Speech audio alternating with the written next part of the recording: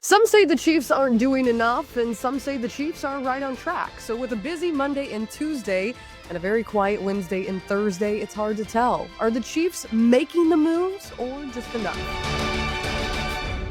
What is up, Chiefs Kingdom? Happy Thursday. I'm Hayley Lewis, and this is Chiefs News Daily. Today, the Chiefs showed off their new talent as contracts were signed over at One Arrowhead Drive. Plus, a few smaller transactions that leave fans to wonder, is Brett Veach done already? Let's dive into all of it, but first, give us a like and subscribe right here on the KCSN YouTube channel, and let's get going. Well, there is a trio of new Chiefs in Kansas City. Looks like both former Niners have arrived to sign papers in the Kingdom, along with another West Coast kid from the Chargers.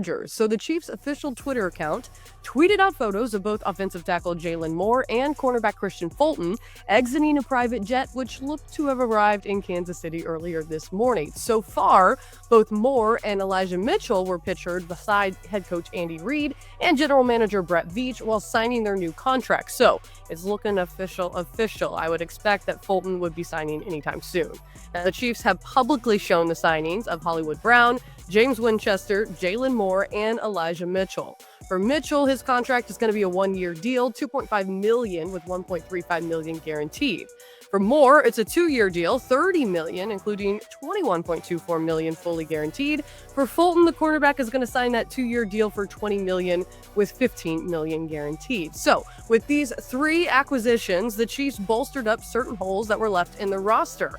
The main issue, the one that we all got to see displayed during the Super Bowl on national television, is the offensive line, specifically the left tackle position. Jaylon Moore, of course, filling that void.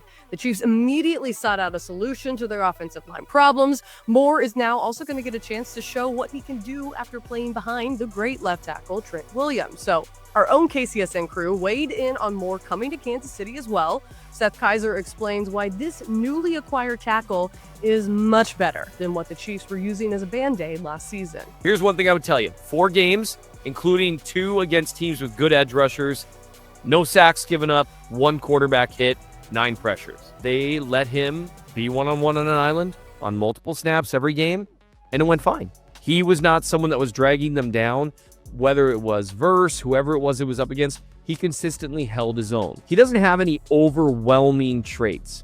He's a solid athlete, but he's not a great one. He's got solid anchor and upper body power, but it's not overwhelming, right? It's not Trent Williams, it's not Lane Johnson. Having good power, upper and lower body, because those are 2 different things, right? Having both of those be solid, having solid enough athleticism, and then having bounce with all that actually gives you a decent ceiling. Maybe not an elite one, but you have the ceiling to be a very good left tackle that way, provided you continue to pull all that together. I thought he was a above average left tackle on film. Man, give me above average all day. All right, folks, let's take a look at the addition of Kristian Fulton, the cornerback coming to Kansas City by way of an AFC West rival, the Los Angeles Chargers. This move allowed the Chiefs to finally find another cornerback to play opposite of Trent McDuffie and really lock down the field. Last season, Kansas City had the rotation of Joshua Williams, Najee Johnson, and Shamari Connor across the field while Jalen Watson was nursing an injury.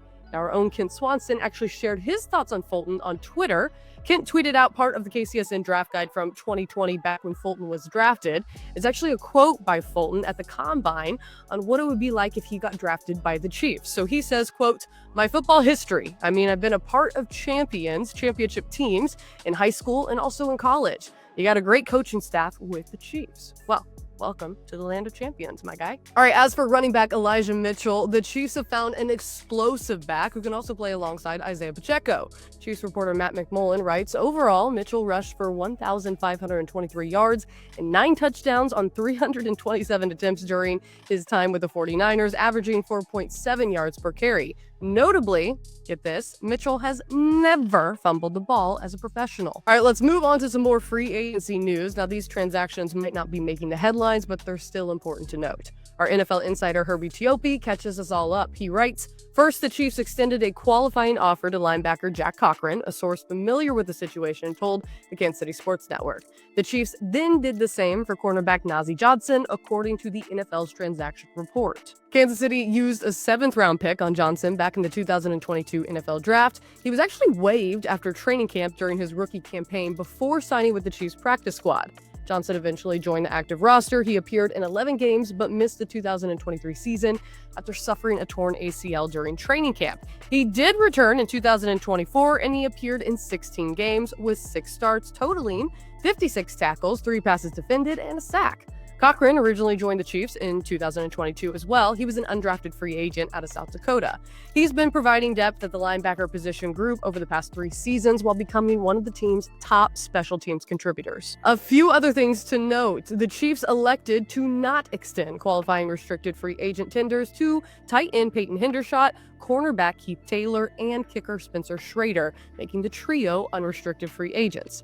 Defensive end Malik Herring also re-signed with the Chiefs on a 1-year deal per source. Another player who will not be returning to Kansas City is Josh Uche. Today the news broke, ESPN's Adam Schefter tweeting out, quote, "pass rush help for Philadelphia."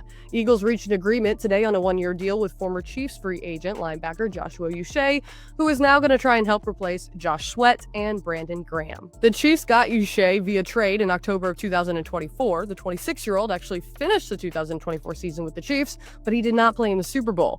The Chiefs traded a 6th-round pick to the Patriots for Uche during the season. However, the edge rusher only logged 10 tackles in 6 games. All right, real quickly, let's take a look at 2 names that have been tied to the Chiefs in recent conversations. Now, first off, I'm not at all saying that these are going to happen, but they might very well be on Brett Veach's radars. Let's start with Von Miller. Now, the Bills released the pass rusher just days ago, and Chris Jones wasted no time reaching out to Miller via Twitter, retweeting this clip that I'm about to show you. The 35-year-old in a previous interview said that Arrowhead Stadium has always held a special place in his heart. Derek Thomas is my favorite player to ever play the game. You know, I molded my game after him. He was the reason why I wore 58 in Denver.